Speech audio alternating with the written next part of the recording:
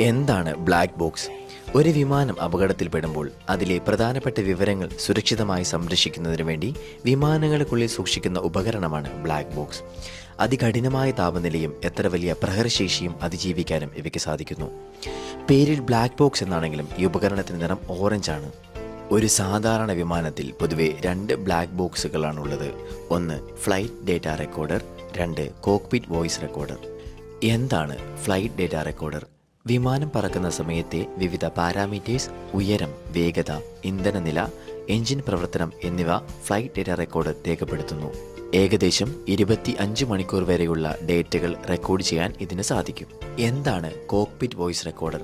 ക്യാബിനുള്ളിലെ പൈലറ്റുമാരും ജീവനക്കാരും തമ്മിൽ നടക്കുന്ന സംഭാഷണങ്ങളും ബാഹ്യ ശബ്ദങ്ങളും റെക്കോർഡ് ചെയ്യുന്ന ഉപകരണമാണ് കോക്ക്പിറ്റ് വോയിസ് റെക്കോർഡർ.